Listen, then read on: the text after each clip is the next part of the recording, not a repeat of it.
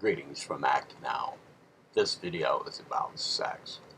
We have a lot of things to cover here, so please bear with me if what we talk about at first is not of any interest to you, or you don't feel like you agree with it, because as the video goes on, there may be something of greater interest to you, and something with which you actually agree, or something you actually find interesting. So, stick with it. A lot of things to cover. And I haven't rehearsed this really, other than just in my mind or talking to other people. But I decided that I'll put us all in one place if I can think of it all. First of all, many people think, alright, let me start over. I know that, as we all know, or most of us, sex is a rather important subject in life. It also is one that involves a lot of humor and a lot of letdown, a lot of anticipation, a lot of disappointment, a lot of, I don't know, fun, and a lot of confusion. It involves also some deviancy, some illegal behavior. Well, many people go through their life and they never really do figure it out. They just go with it because it's the natural thing, the wild thing, the loving thing, the intimate thing, the blowout thing, whatever. But I do find that many people don't know how to answer serious questions about sex. And I think this is because there is a lot of confusion over it, and some information that people are given or are led to come up with on their own through experience with other people who, in large, don't know what the hell is going on with sex. Anyway, get incorrect information. But then again, you might say, okay, Act Now guy, what do you mean by correct? I mean, isn't it like whatever trips your trigger? Perhaps. Anyway, there's confusion, okay? And also, it's a rather important subject because many of us feel like we need it, we must have it. Others feel like they've given up on it, and so forth. It just seems to be a whole lot of trouble. I once spoke with somebody years ago who was in I guess this person was sponsoring somebody else in a 12-step program, and I was asking that person questions about how those 12 steps work, because, well, I didn't know, because I wasn't in the program. But I wanted to learn about this because it seems to be a somewhat beneficial program for people in life. And somehow in the conversation, at some point, it came up that when it comes to people doing one of the steps and they get to laying out all of their big difficulties in life and the things over which they have remorse and the things that really trip them up, well, this person told me that in his experience in working with many people in that program, sex is one thing that it seems like everybody has some kind of problem with in life.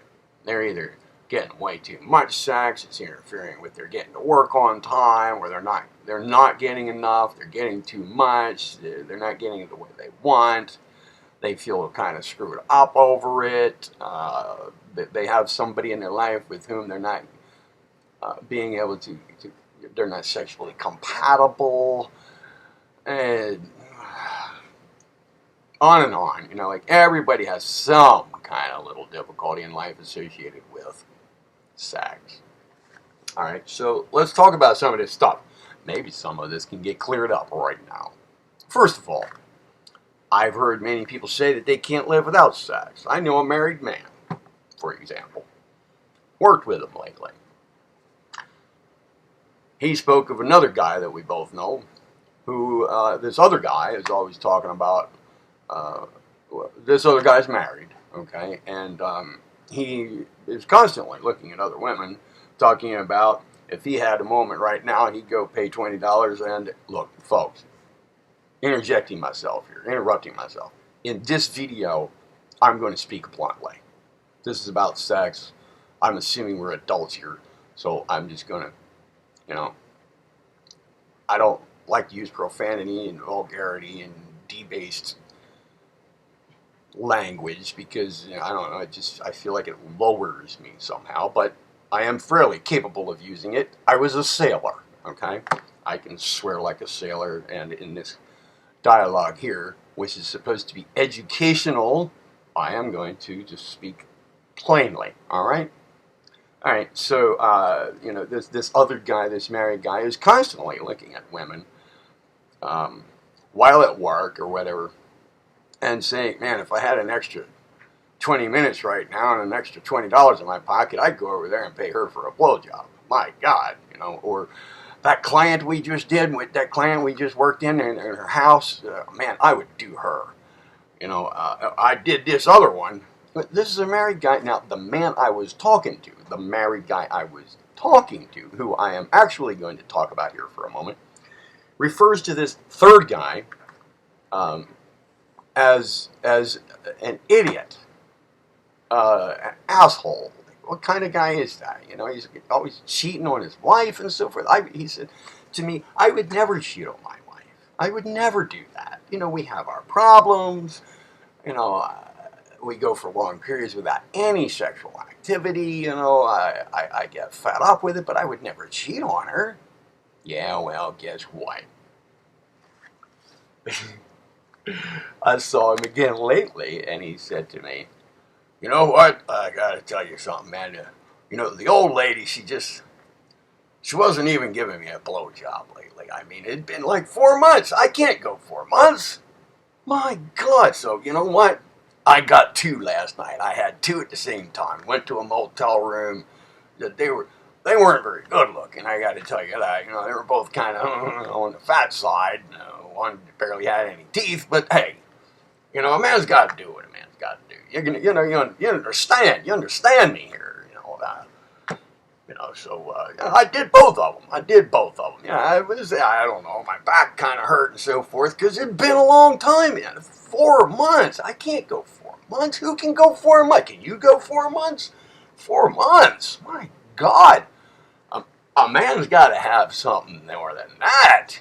Jeez, I go out of my mind. I feel like I'm gonna die. You know, all messed up in life. 4 months. That's just too long. That's not even. That's not even human to go that long. I had to. You understand? Well, this is the same guy who was talking about, you know, this other guy we know being a cheater. How could he do that? How could he do that? You know, he took vows and so forth. Now here the same guy is coming and telling me in some kind of like I don't know what it was. Was he bragging? I'm not sure. Or was he looking for confirmation that he'd done the right thing? I don't know. Well, he didn't get confirmation from me. I just said, oh, okay. I didn't even remind him of what he had said about somebody else who has admittedly done the same thing. I didn't even remind him of that, you know, what he had said about that other guy. Anyway, my immediate point here right now is that many people seem to think that they have to have sex. You have to have sex in life. It's just one of those things. You have to have it. And if you're not married, you get it somewhere else. You know, if you are married and it's not happening, eventually you're going to have to cheat on your wife or your husband. You're going to have to because you got to have sex. You got to at least, you know, get your pussy licked or your dick sucked, whatever. I mean, you have to. And for goodness sakes, if you're married and you're getting a little here and a little there, but the blowjobs have quit, you know, like 3 days after you got married, the wife suddenly got lockjaw for life. But you gotta have it. So, you know, you go get hookers and so forth for the oral part. And then that's not really cheating because that's not sex. Oh boy, what we're off into here are a lot of screwed up ideas already. That some form of sexual contact is not actually sex. For example, like a blowjob is not sex. That only vaginal intercourse is sex. But wait a minute. if there is a sexual organ involved and some kind of sexual stimulation involved, and there is some kind of sexual release or sexual fluid release involved, chances are we're talking about something that is sex. I don't see really any other way to think about that. So, like, counting out pretty much every sexual act from being a sexual act is just kind of like an excuse to do things like cheat, I guess. I don't know. But, right. All right. But we're talking about here is the idea that you gotta have sex. You can't go without. I mean, everybody has to have it. You know, everybody does whatever they gotta do. You know, and folks, that's not true. A person can live long periods of time in life without having sex and be fine. One of the most devastating things, though, about going for a significant period of time without any sexual activity is believing that you got to have it, and that it's not and then, you know, when it's not happening, well, then there's this huge gap, a gulf, a void between what you think you need or what you think you should be having and what's actually happening.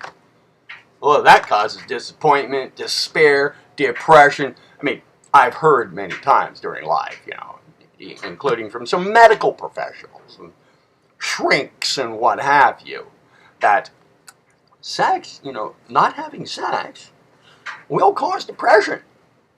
Well, folks, I've gone for periods up to 3-4 years with nothing and felt all screwed up over it. I've also gone through equal length periods with no sexual activity and felt just fine.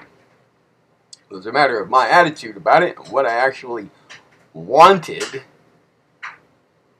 and what I thought I should be having or what should be happening. Well, if I thought this is all wrong, something's wrong, I'm not getting what I need, I'm not getting what I am supposed to be getting, and, you know, compare those expectations or those beliefs regarding need or necessity in life, comparing those with what's actually going on, well then, yeah, that's depressing. But I don't think that any one of us, especially if we are interested in something like personal evolvement, emotional management, personal development, self-mastery, especially if we're interested in any of that, which I'm assuming you are because you're watching something here on my channel that is all about to do with those things, then this idea that you've got to have it, maybe you want to reconsider that because you don't. And if you want to save yourself depression, despair, and whatnot, you know, from not having it, or not having it exactly the way you want it all the time, well, maybe consider that it's not required to have it, to have any of it. It's not required. It won't kill you to go without. It's not a necessity. It's not going to cause you depression. This idea that it will cause you depression, shorten your damn lifespan because of the depression, because, you know, you have a lower quality of life going on, rolling along because you're not having sex. If you believe that way, then yes, it will negatively affect you. It will negatively affect your self-esteem. It will negatively affect your emotional well-being because you believe that you have no self-esteem over this, that it is a self-esteem issue and that it is an emotional well-being issue. If you believe that, then yeah, it will have that kind of impact on you. But I'm telling you the truth here.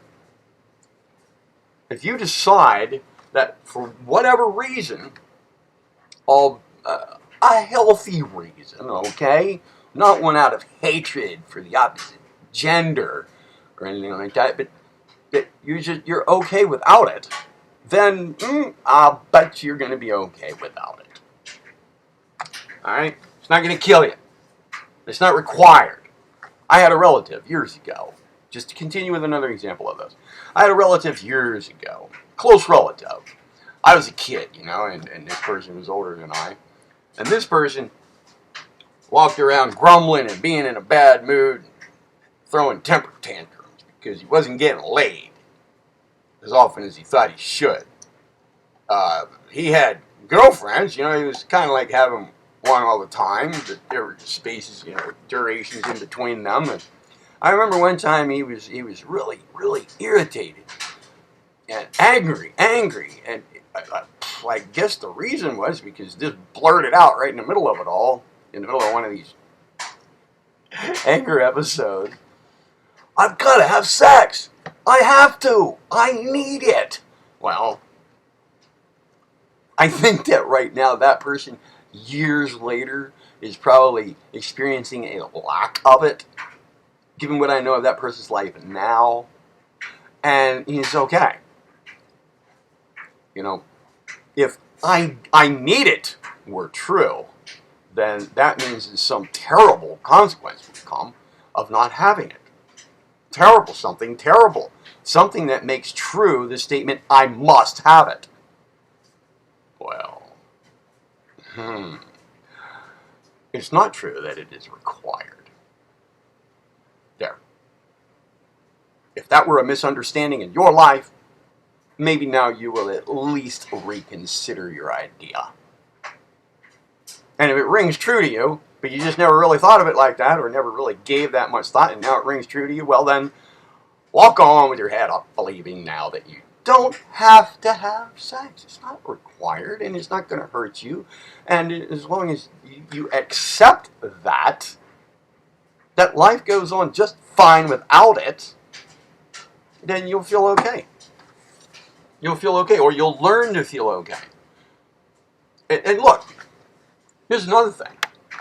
If you just give up on the idea that you've got to have it, well, this can save you a lot of energy. I mean, look, yes, there are some people who find sexual relations with whoever the hell they seem to want, whenever they seem to want it, under any conditions. On one extreme, that they get it. Well, I'm going to go out and get laid tonight. And then they come back the next day, you talk to them. Oh, yeah, I got 3 at one time. Out in the parking lot. Well, some people seem to be very, very, crafty with this. Very good at it. Very skilled. Other people in the other extreme have to put out a lot of energy, but no matter what, energy is used up. Usually for a male, anyway, there's money spent, time spent getting it done, some effort put out, time put into it, thought put into it, frustration, and then feeling good about it. And anyway, it does take effort, it does take time, it does take maybe hanging out in the same places, it does take some scheming. For very few people is it effortless. Unless, of course, you're married and you're having what's called a happy marriage. In which case, well, still, you got to play along. It takes effort. All right? So if you are not in a position to be having regular sex to your peak fulfillment, and you believe you have to have it, well, changing that belief to something more realistic in the direction that I have now indicated can save you a lot of energy. All right? I mean, just to fulfill this need, this so-called need, then you're going to put a lot of time into it, money and so forth. In other words, energy and resources that you, up till now, perhaps have thought were just a natural, necessary part of life. You got to put part of that paycheck into the sex thing or whatever. Well, now you can save those resources. And you can save that energy. You can also save all the frustration, the depression, the despair. and go on and have a good life. Well, chasing sex without even thinking about it. It's not required. It's not required. Okay. Now, there are other topics here to get to. What else? What else do we have? Let me think here.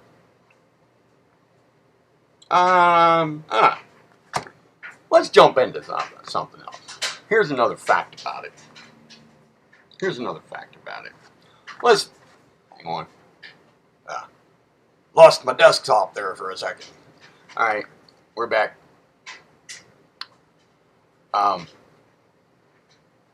Where was I? Just before I lost my desktop here. Give me a moment. There's so many things I want to cover here. I just need to figure out which one comes next here. All right. A lot of people seem to think that sex is somehow a dirty thing, a nasty thing, but they do it anyway.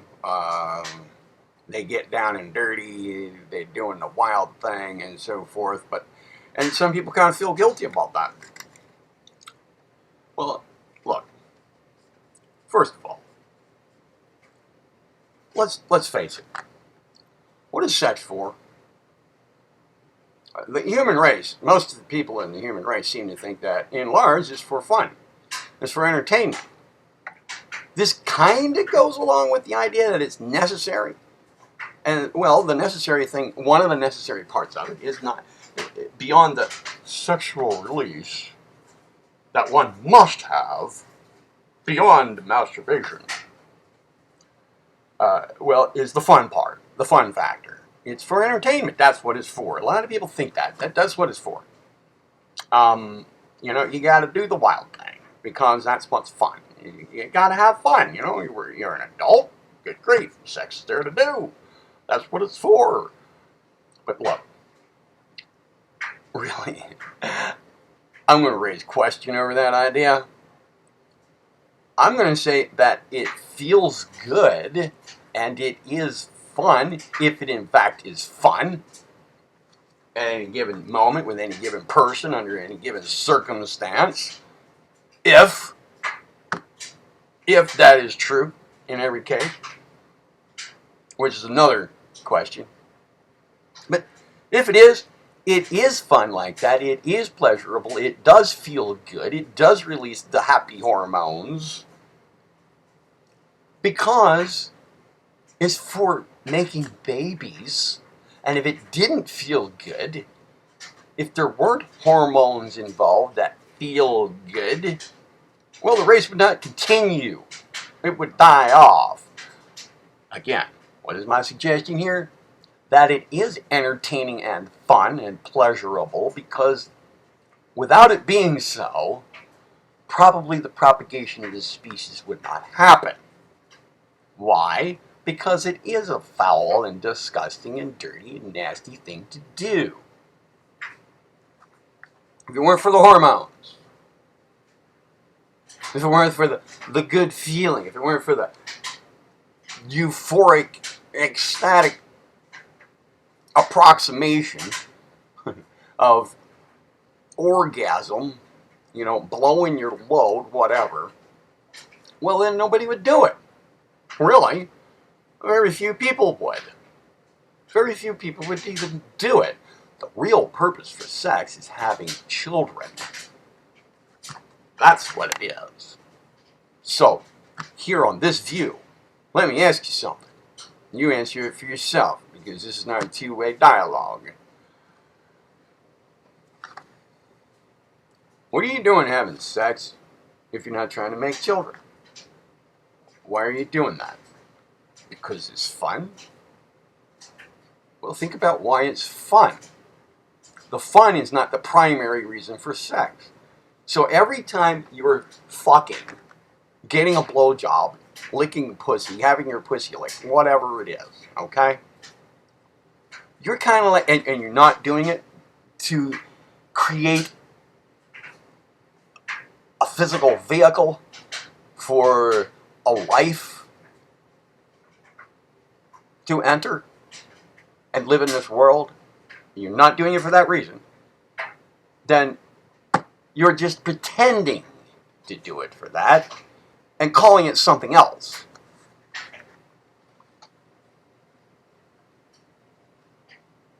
If you look at it like that and you think about it for a few moments, solid attention to that, it might occur to you that what you're doing is playing games with Mother Nature. Using an important, very vital, microcosmic representation of the universal creative process for some base, contrived, vulgarized,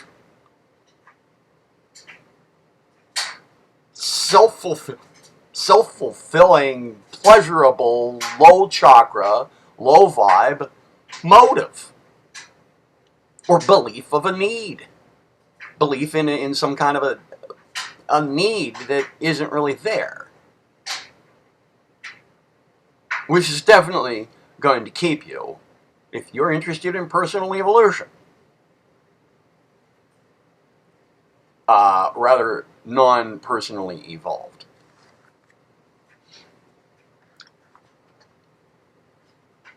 Okay, but if you're going to go ahead and do it anyway, just for the hell of it, let's say, well then let's get a few more things out on the table here. There's some people who are kind of shy about sex. A lot of people are kind of shy about sex, and others aren't, but they still don't understand things quite well. Now, I'm addressing some of the subjects surrounding that kind of notion. All right? First of all, I have run into people who are quite hesitant to do something sexually. Well, I don't know. Let's take it. Let's take it like this. Some people feel like they have to, while engaged in a sexual act. Let's say, I don't know, like getting a blowjob or having a pussy licked, whatever. Right? That they're spending half their mental energy on being concerned about whether the other person is comfortable or whether they're offending the other person or whether they should actually try something, but they're hesitant to because they don't know how it's going to be taken. They're holding back somehow, right? Because they're concerned about the other person's comfort, the other person's boundaries. All right. Well, I mean, let's just say it's something like, okay, let's say it's a woman, okay, and a guy is licking her pussy, all right, and she wants to reach down and grab him by the hair and grab him by the ears and just kind of like grind on in there, but she's worried about his teeth, you know, I mean, like, because he needs to have his lips over his teeth, and you don't want to go, I'll bite. You don't want him biting down in there now, do you? You know, taking a chunk out of your pubic bone, do you? No, it's like, you gotta have it, gotta look like some old man with no teeth while he's down there doing that. But, and you want to kind of, you want some, you're getting to that point, you know, you're getting to the good time, and you want to grab his face and pull it on in there, but you might hurt his lips. So you don't do it. You don't do it. And it's somewhere in between the want to do that, to just reach down and grab one and kind of like ride. Ride, baby, ride. Ride. I just want to ride. But then you don't do it, well then it kind of blows your concentration on what feels good about it. Maybe you've learned to really compromise and get really good at having your orgasm, despite how it's all being done. But still, even so, if you preferred to ride, go for a ride, and then that didn't happen, but then you might still be looking for somebody else who will do that, or hoping that someday your hubby will. Well, look, there are many kinds of examples of this sort of thing. This being overly concerned about how the other person is feeling. But maybe, excuse me, if you are such a person, you might think like this. When you are pleasuring that other person, When you are pleasuring the other person, like, okay, you're the same woman, right? When you give a blowjob, well, he reaches up and grabs your hair and yanks you on down in there, man. I mean, you're damn near blowing chunks for this guy, and you go ahead and do it because what's on your mind now? Pleasing him.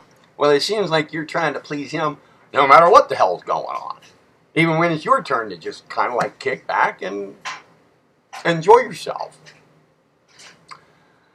Well, here's the thing to remember over all such matters. Don't hold back on being selfish, being self-centered. I mean, if you're going to go ahead and engage in this thing, it's meant for babies, meant for making babies. And there is more to say about that kind of thing, too, here. You know, like spiritual path of sex. All right, we'll get to that, but that's another thing. That's another thing. But here we're sticking with, if you're going to go ahead and do it for the pleasurable thing to do, or because you're in love or whatever, okay. All right, if you're going to go ahead and do the nasty, then when it's, unless you were doing something specifically to please your mate, for whatever reason, whether it's just to get the other person off, or because you actually, like getting that person off because that's a turn on to you, regardless of your reason, when you're doing something to please that person sexually, then look, do whatever it is that works for the person. And you can even encourage it. Hey, if there's something you want me to do, you just, grab my head and guide it there and do it. There are only a couple of reasons to say no or hold back at the moment.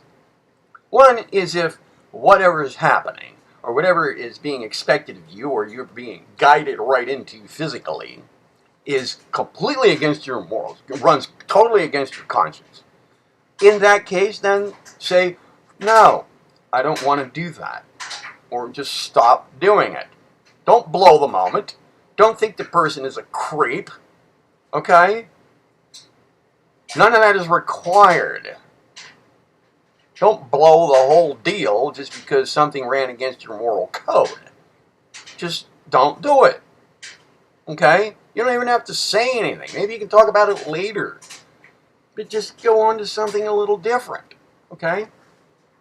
That's a point in which you can change the direction of things a little bit. But unless it's going against your moral code, go ahead and do it. I mean, if the guy's reaching back and grabbing the back of your head and grabbing your hair up in a knot and ramming your head down on his dick, and it's not against your conscience, then do it. Because that's what's working for him. You are currently in a position where you have mentally agreed to do something for his pleasure, right? So why go halfway? Another reason to stop or redirect things at such a moment, that specific example just being a specific example of such a moment, right, is if it actually really hurts your physical body to the point of you might get injured, physically injured, and you're really not into that. So that would be another reason to hold back. Okay? And the only other reason that I can think of off the top of my head here is if what you are being expected to do, asked to do, or directed to do by physical movement, right, is putting you in a position where you think you are going to, you're at a significant risk for a bad disease. In other words, a health hazard.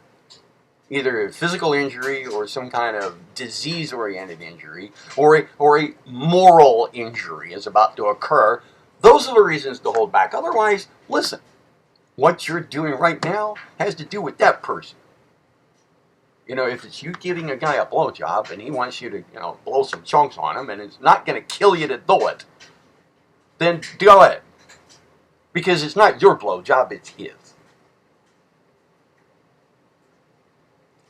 Conversely, if he is now licking your pussy and you want to grab his head and grind into it, well, he went down there in the first place. He should expect that maybe you have some, like when you get to the right moment, you might just grab his head and pull in pretty damn hard. So if at that moment, okay, see, this is your time now, all right, not his. He's doing this to please you, regardless of whether it also turns him on to do it. He's there. He's doing it. He made the agreement. He signed the contract to go down there. Okay? So, if he isn't finding that you smell so bad and he feels like he's going to get some kind of disease out of there and there's like stringers of smegma and, I don't know, yeast infection, like,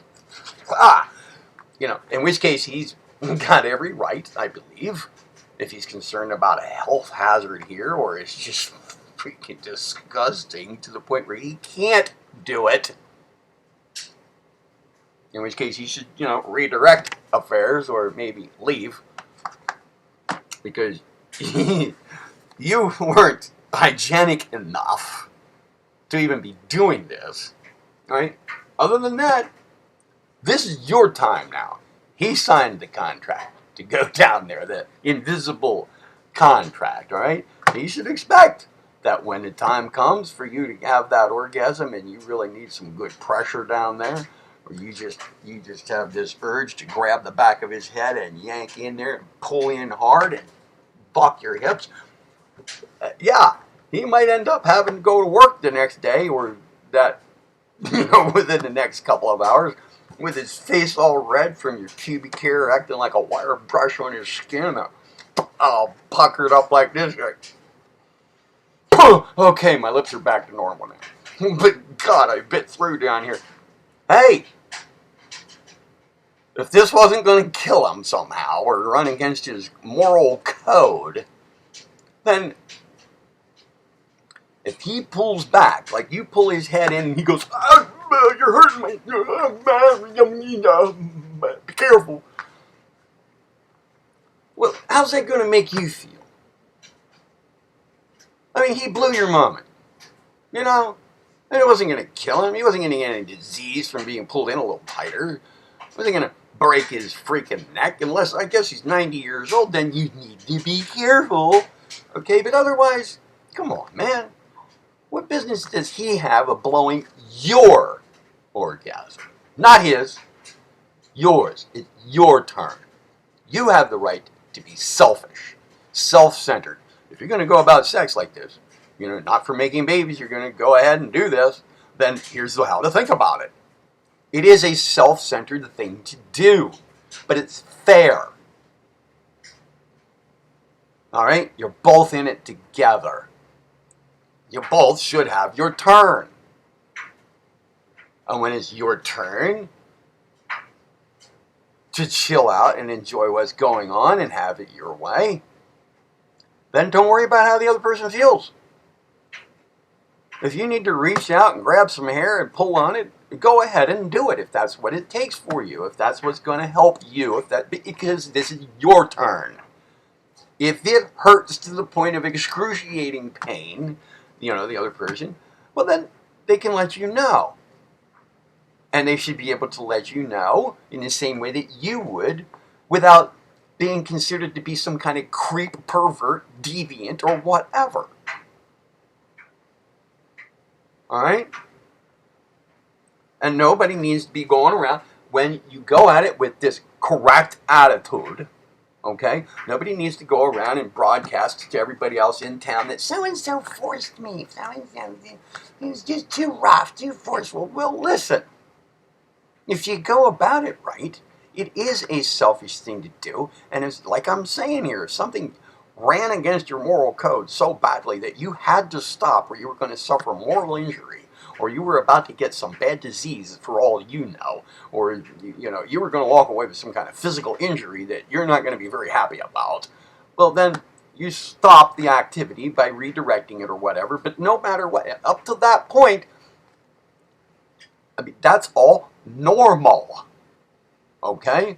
So there's no reason to go walking around feeling like the person forced you into it and so forth. Look, there wasn't a gun, there wasn't a knife, or any of these other, signs of force, or you were not coercively persuaded by a genuine sociopath, then, you were in it already to do the thing. And if some control took place in there by the other person or by you, because you're trying to have the good orgasm, then this is how it works. Yes, it is a selfish thing, but it's mutual. There is a shared selfishness. Okay, so let's translate this on over into fucking, all right? One person on top of the other, okay? And you've got one person worried about the other person's comfort. Oh, are you okay? Did that hurt? Are you okay? Or are you enjoying this? Does this feel good for you? Oh, come on. You kind of have an instinctual notion for what feels good for the other person if you've been doing this for a little while. And if you're not sure, you can ask, do you like this? And if the person says yes, then go for it. Forget about it. Don't keep worrying about whether it feels good for the other person. Or, if the person's head is banging into the wall, and you're all worried about this. Well, okay, if you're that worried about it, then reposition the person and keep on going. Don't talk about it. Don't worry about it. Or don't worry about it, period. If it's really hurting the other person, they'll let you know. All right? Because they feel like they're at risk of injury. They'll let you know. That's their job to do that. All right? So here we got two people fucking away. All right? And, let's say you're the, I'm so concerned about the other person's pleasure. If you're that person, and you look at the other one, who's on top or whatever, they got their eyes closed, they're just going off into some la-la land, and you wish, God, I wish I could do that. This person's having all the damn fun. Well, that person is going at it, thinking about their own sensations, their own pleasure. They're not too worried about you. And that might be what's irritating the shit out of you. Well, then why the hell are you worried about them? You go ahead, close your eyes, go off into your own fantasy trip somewhere else, And if that person at that point looks at you and says, are you thinking about me? And you feel like you're obliged to say, yes, dear, I was fantasizing about you. Oh, come on. This is a self-centered thing. Whatever you need to think of, you think of. Wherever you need to put your focus, you put your focus. Because that person's job is to do that too. For them. It just so happens that you're both doing it together. There is no such thing as having sex with somebody else alone. It is a mutual thing. All right? And yes, it is foul and it is dirty. All right? Look, it largely involves places on people's bodies where piss and shit come from. Am I wrong? Am I out of line? I'm not. It is foul. It is sweaty. It is disgusting. It does involve close proximity to where body wastes come from. And who in the right mind, if it wasn't for hormones and a desire for some kind of release of sexual fluids, why on earth would anybody do that? Don't know.